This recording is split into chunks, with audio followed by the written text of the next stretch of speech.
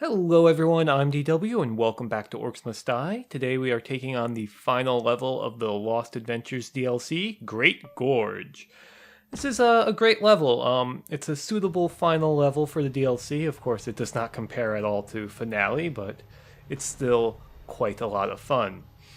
There's also some interesting oddities about it, so let's begin. So here we have it. It's called Great Gorge because, there's that big old pit. You can see the map kind of looks like a helmet or a face to me. I don't know. We have these two bridges here, which we have another bridge down there. Flyers are going to fly out of those holes on the side. Of course, we have the rift right there. Over here we have the gate where most of the enemies will be coming out. They'll go that way or that way. And we want to focus them through this little archway and over this bridge. So, let's open our weavers. Of course, we're going to go with the steel weaver. And let's open our spellbook. Now, in terms of enemies, runners can cause a problem. On this run, they do. We also have to deal with both frost and hellbats. Frostbats are, of course, the more lethal of the two. And we have Frost Ogres. Oh boy, do we have Frost Ogres. There are so many Frost Ogres in this level. More so than in Reverse Tower. So for our loadout, we're going to go fairly unconventional. We're going to take our Flame Bracers, our Wind Belt, our Floor Burners, if I can find them, there they are, our Tar, our Grinders, our Barricades, and what? Our Spore Mushrooms, Auto Ballista, and Archers. Now, as for the setup, we're just going to put a single barricade there. Run over here and place two. One for you. And we're going to get a grinder here, and then a single thing of tar here. You actually only need one tar here. You can place two, there's room enough to place two, but I find that you can get away with just placing one. So, hey, that's cool, save some cash, right? And with our last 500, we are going to place a single archer. Archers aren't super important in this level, but they can help out quite a bit, especially if you want to go for a little bit of a high score. A little bit of a high score? Great commentary, Dave. Maybe you should redo that. Nah, screw it. It's fine. Anyway, these first two waves are pretty easy to deal with. If you position yourself right here on the bridge, you can fairly easily get headshots. I'm not very good at doing that while recording. I really wish my previous recording didn't have problems, because there I do that quite efficiently, but not here. But yeah, setting yourself up right here on the bridge makes getting headshots a lot easier, I find. I don't know what it is, it's just something about the height position in comparison to where the hitbox for the headshot is. Also, Orcs have some rather odd pathing issues here if they wanted to go over to the right side instead of the left side. So they sometimes will run right through your kill box twice, which is nice. Getting that second grinder there will really just make that kill box really strong for these early waves anyway.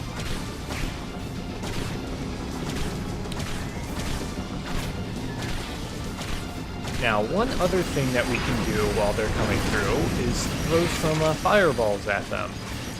Didn't get a good one off there, but you can usually get a group of about maybe like 6 or 7 of them. That one was a little bit better. And this is totally fine to do so until you buy the Death Augmentator, because you want the extra coins from traps, and killing them with magic won't gain you those extra coins. Although you don't really need coins too much, but on these early waves you certainly want them, especially by wave 3, because wave 3 is brutal.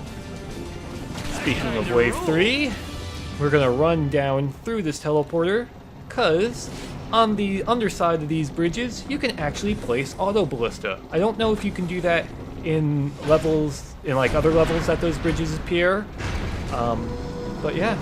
It works great on this because they'll mainly attack the flyers, but due to the archway of the bridge, they'll also hit guys that are coming out of the gate. And there you saw I misclicked, and instead of hitting the left click, I hit the right click, so I grabbed them by mistake, but oh well. But yeah, since we only have 2 auto ballistas, this is going to be fairly tough, and I've done this wave with only 1, and I've done it way better.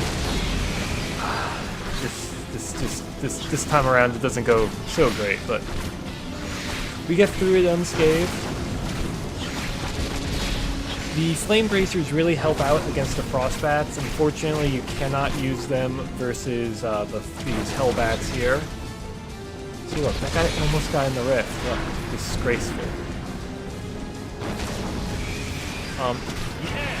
If you set it up, you can actually get a bunch of those Frostbats with a single fireball. But now let's go back down here and place 2 more additional auto ballistas.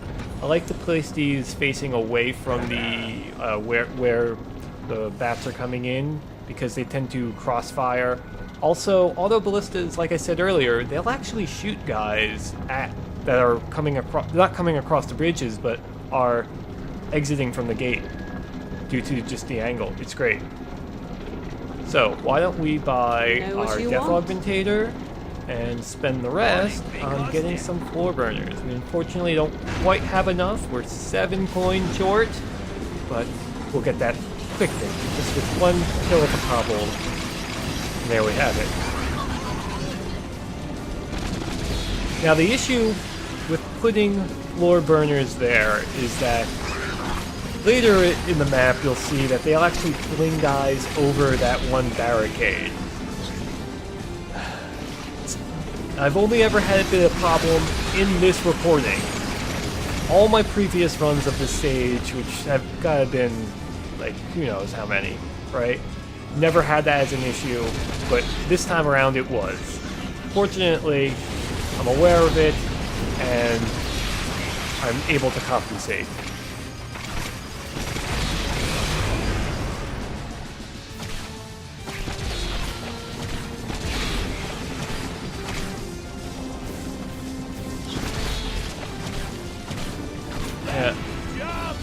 Have a lot of trouble just with my aim on this recording, unfortunately. But so now this next wave is their first wave with Frost Ogres. So I'm going to intentionally leave that space blank so that I can place Spore Mushrooms down. So we're going to kite this first Frost over to here. That's a bit of a tongue twister. So that we can get him on our side. And that also really helps keeping guys in our kill box. Now unfortunately, in later parts of the level, it'll get too hectic to actually use this strategy again, because eventually they're going to be throwing, you know, groups of like 3 Frost Ogres and 3 Gnolls at us at a time, and it's just not realistic to stand here and try and deal with them all. It's much better to, you know, deal with this bridge, and hey, that guy really wanted to come after me. Fortunately, we got him. And then we're just gonna sell these, place down another burner, and what I probably should have done with that money is buy some additional grinders, but instead I decide to get some upgrades. Decisive. And this is really ill-advised. I should not have done this at this point. We are going to be using the heavy coiled springs, but much later. So fortunately, we have to deal with these ogres in the old-fashioned way, since we do not have enough Spore Mushrooms. And there you see something that's very bad. We have to place barricades down so that guys can't go through that little hallway. Now we have some gnolls coming in. This wave goes pretty terribly for me. I don't know what it is, it's just... We lost an archer, got all these guys coming off over the bridge. Like, if you're doing this level right, no regular minion or minion, no regular enemy is getting across these bridges. But look, I'm also almost dead. Like, this particular wave is going disastrous for me. But I wouldn't post this video if I didn't get 5 skulls, so spoilers.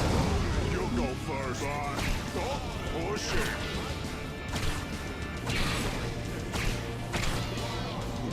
So that just happened. Yeah, that did just happen. Now, I run down here because I'm thinking, like, maybe I can use the wind belt to grab all these coins, but it's fiddly and I just give up on it. It's not worth it. So we are going to put down a couple more archers and buy our archer upgrades. See if I can. The goal for those archers is really to shoot into that kill box to add additional points. Now we're also going to start placing floor burners here. Now there's something odd about this right bridge. You can only place floor burners and spikes. You can't place tar, you can't place barricades, you can't place spore mushrooms, steam traps, or brimstone.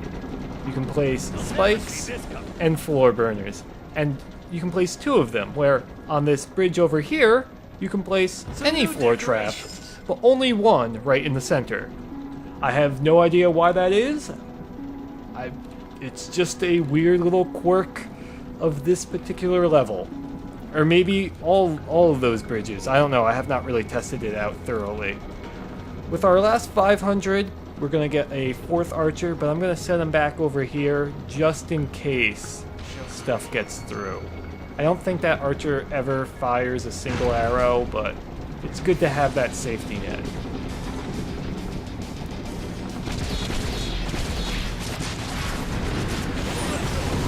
So this wave is a little bit of a respite. I don't think we have to deal with any ogres or gnolls. I think all we have is crossbowmen, regular orcs, and flyers.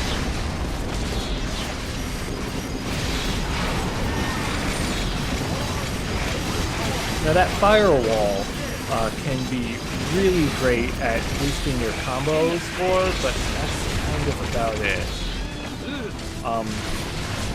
It's also good if the grinders get clogged, you still have something down that will deal damage to them.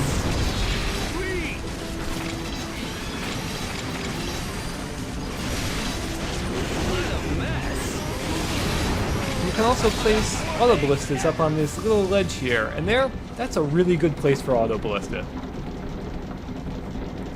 Now these auto ballistas are also the upgraded ones, so they actually have a much farther range. It's not...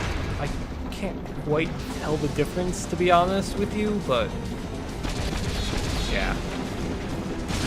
You'll basically always hear that auto ballista sound going off for the rest of the level. You can kind of put auto ballista overkill, because in this game, in the first game, they don't count towards like the guardian limit, so they only count towards the trap limit, and the trap limit is like absurdly high. In the second game, auto ballistas actually do count towards your guardian limit, so you can't be as ambitious with them. I, however, am not all that ambitious with them.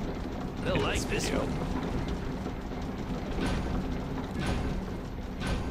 We're going to set up some barricades and eventually some spore mushrooms as a sort of safety net.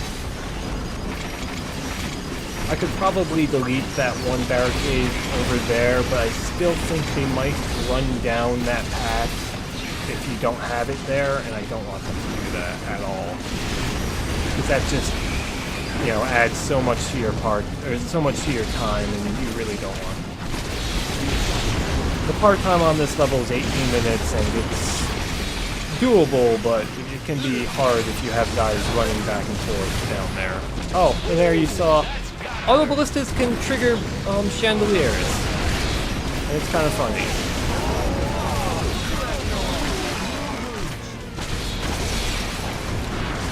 Now we have to deal with 3 gnolls and 3 ogres, and also we just witnessed archers and all the ballistas juggling gnolls as they were being thrown into lava.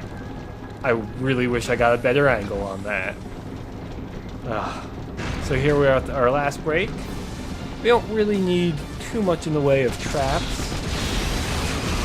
We do have to deal with these annoying kobolds, and there's quite a bit of them coming out now.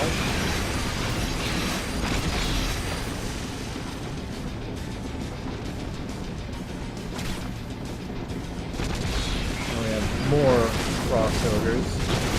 A lot of pairs of threes, and frost ogres combined with runners are actually kind of tricky to deal with, since you can't just rush in there and place a flame wall.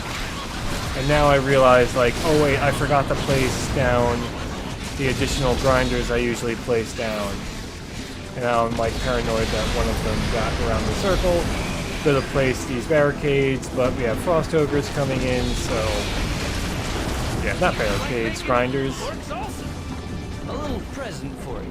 Placing stuff on these walls here can be a little fiddly. I don't quite know why. I think it has something to do with the bridge. Well, it's also those little stairs there. It was like that in other levels that had a similar setup. I also decided to place some on these walls here. This isn't necessary, but if ogres or anything gets by and steps on those spore mushrooms and stops to fight things, the things that they fight will take damage from the grinders, so it's actually not that bad of a thing.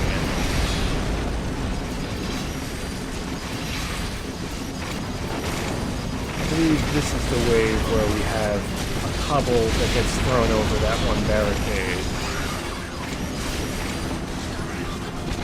Yes, if you look at the mini-map, you can see a red dot. I'm like, where is that red dot? Look at that guy. He got caught behind the barricade. And yeah, these frost ogres can really book it. Like, look at that guy. That guy, they completely ignored the other one and came right for me. They can charge for a fairly long time. But we got this. They'll like this one.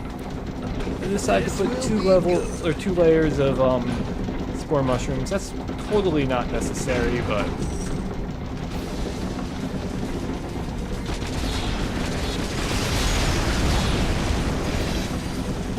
here we go. This is the final wave. This wave can be fairly hectic, as final waves tend to be. We have a lot of frost ogres coming in. Of course, we have these two, but then, hey, look, as soon as we kill those two, now we have to deal with, I think, 3 more? And we have gnolls. We have more gnolls. We have kobolds getting across the bridge. There's another one who got flung over here somehow.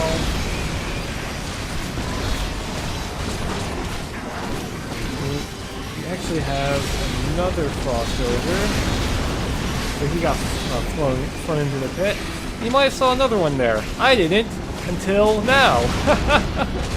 Yes! But there we have it. Victory. How did we do score-wise? Respectable, not my best, but respectable. Let's check our stats. We came a little too close to the par time. We can actually do this in under 15 minutes, but yeah. Now for something a little bit different. You may have remembered when flyers were first introduced, I said that they can be affected by floor traps. Well, here's them being affected by all the floor traps. This is really only practical on this level. So we just had spikes, here's tar. Tar actually slows them down pretty considerably. Here I believe we have spring traps, which I was totally surprised by. Look at that, that's hilarious, I love it. Also, don't get near frostbats, they're very bad. Here I think we have is steam traps, and if steam traps reset faster, they actually wouldn't be so bad against flyers. Fortunately, you can't really use them. Here we have brimstone, and Brimstone against Frostbats. Pretty damn effective. This is Floor Scorchers. They don't affect them at all. Neither the fire nor the physical element of the Floor Scorchers affect flyers at all. I was really surprised by that. Look, see, no damage, nothing. Lastly, we have Spore Mushrooms. Spore Mushrooms do some really odd things. They apparently never programmed flyers to have any sort of, like, friendly attack code. So while enemies will attack them, they won't do anything. They'll just sort of fly towards the rift. And then if they die, they'll just sort of hang out for a bit, eventually fade away. So yeah, I've been DW. Thank you for watching.